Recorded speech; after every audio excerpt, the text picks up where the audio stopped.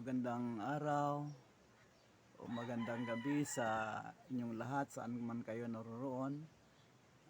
Shout out sa aking mga viewers at saka followers. Good morning, happy Sunday morning. At nandito naman tayo sa ating vlog para muli nating ipanawagan ang ating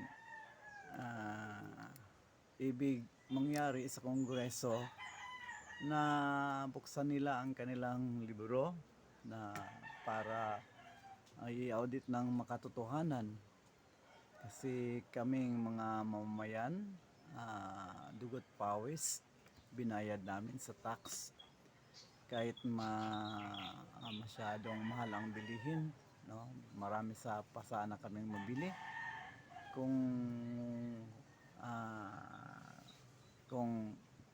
pag-usapan natin ang tax, pero ibinayad namin ang tax para magamit sa ating pagpapaunlad sa ating bansa, sa ating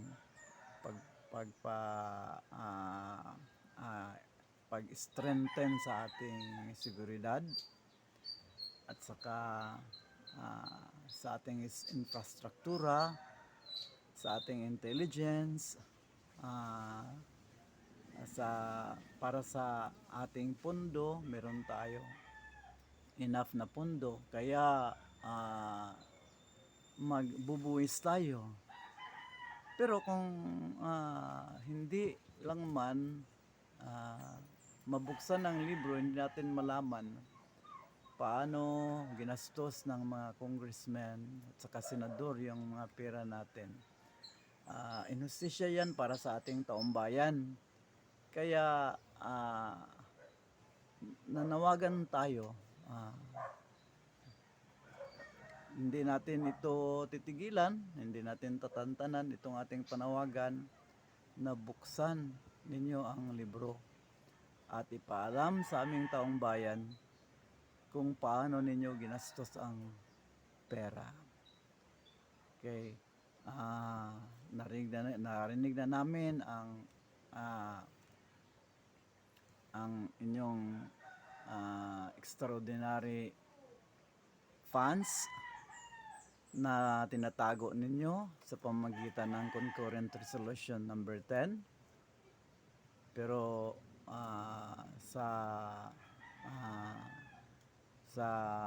kabutihang palad naman, nalaman namin through SAS Rogando Sasot. Salamat SAS Rogando Sasot sa iyong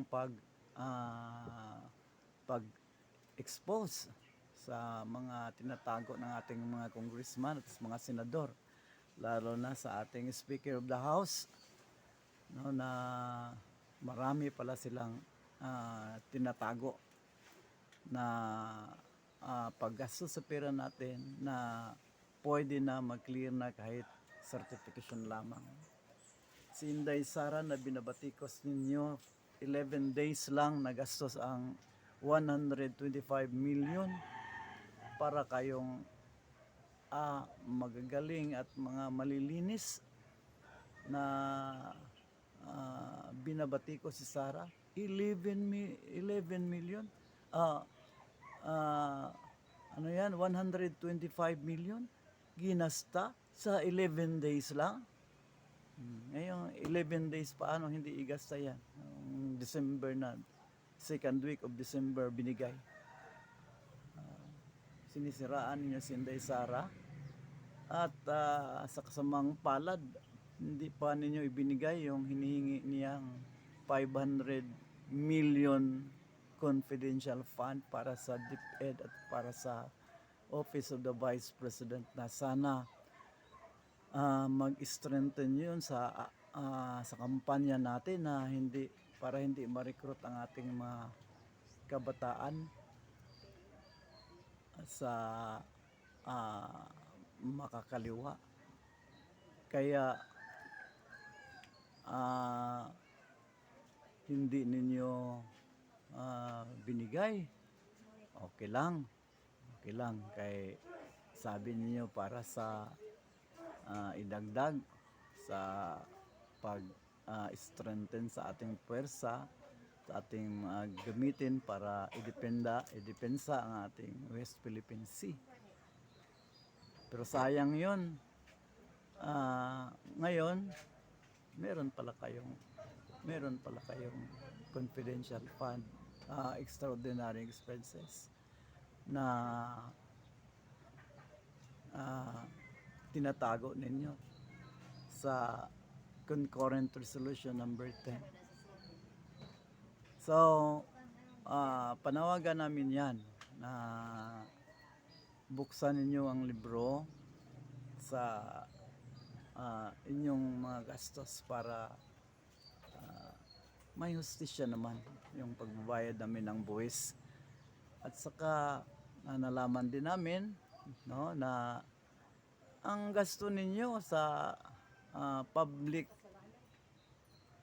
relation is 869 million a year. 869 million para saan yan? Para sa media, sa mainstream media. Kaya pala walang nag-iingay ngayon na mainstream media kasi binubusog ninyo. So, huwag naman sana.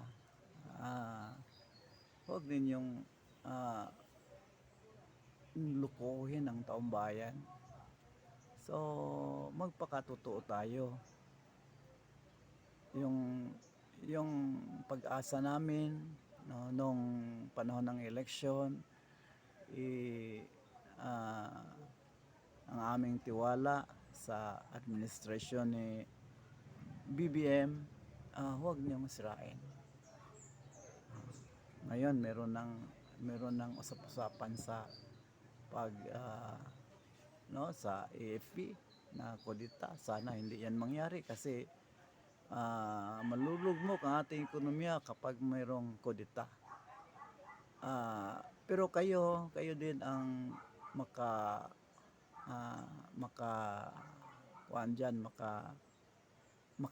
maiwasan nyo yan. Magpakatotoo lang. Kami mga taong bayan, okay lang nagastusin ninyo ang pera, pero sa tamang paraan. At ipakita ninyo sa amin, to the last centavo. Sa Amerika nga, to the last cent, alam ng taong bayan, alam ng alam ng Amerikano paano nila ginastos yung pera nila. Sa atin, hindi.